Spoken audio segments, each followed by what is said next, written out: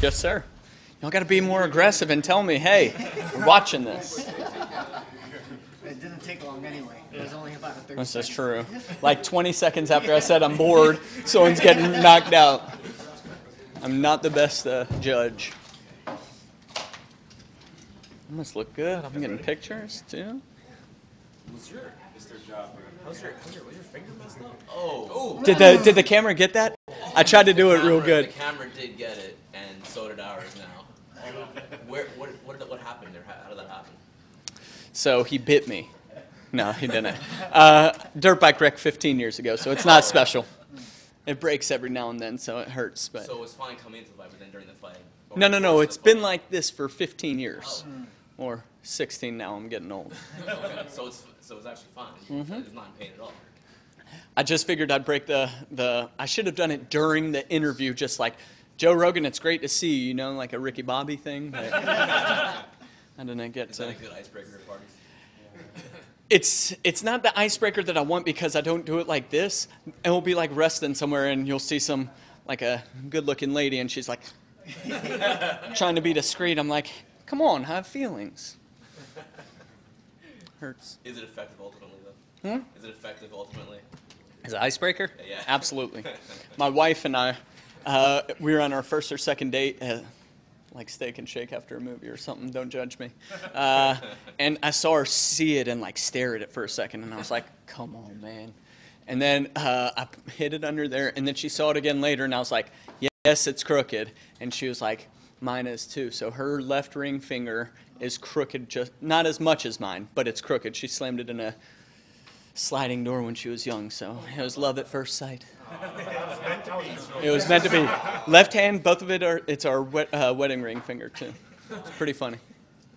Anyway, you had a fight. My life story over here. He's a guy that a lot of people know. He's on the losing streak, but he still has kind of a big name behind him. How happy are you with this victory? Pretty one-sided victory.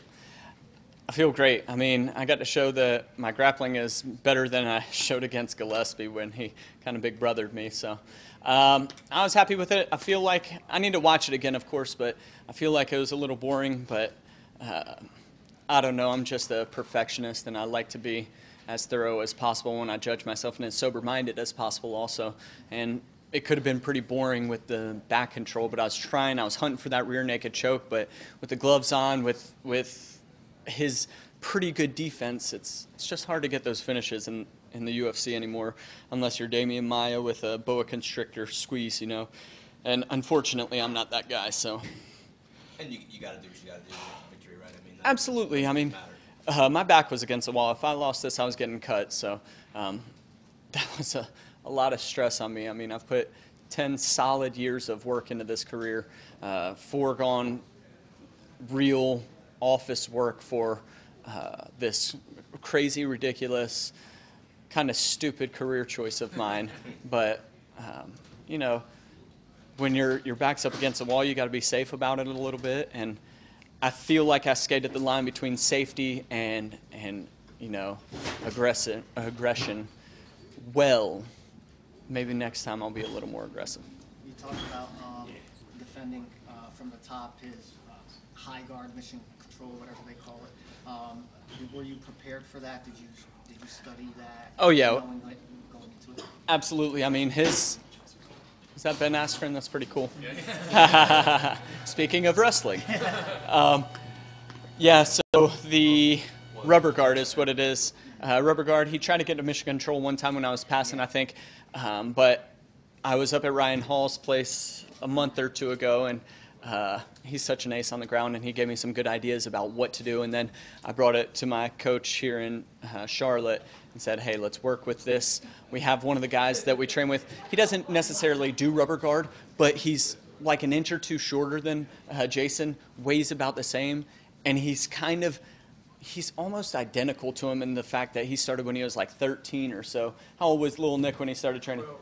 12, and he's 21 or 22 now. and he's almost identical size, shape, what they do on the ground. It's really strange, but he was able to do rubber guard for me a good bit, and then I was able to use the stuff that Ryan helped me with, and then what also my head coach Snake has known before as well. So just a lot of people came together to help me prepare for the rubber guard, but also for his aggression.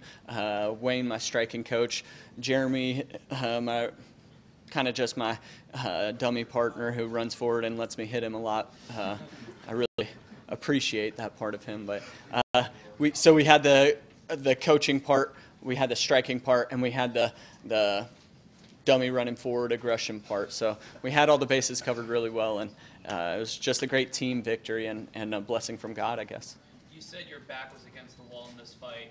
How does it feel now to get the win?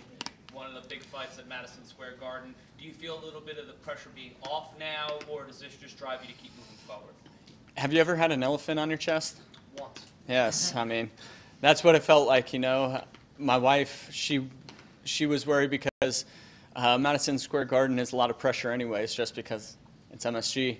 And then she felt like the performance in Charlotte was a little bit to do with the pressure that I had fighting in my hometown in the biggest arena in North Carolina.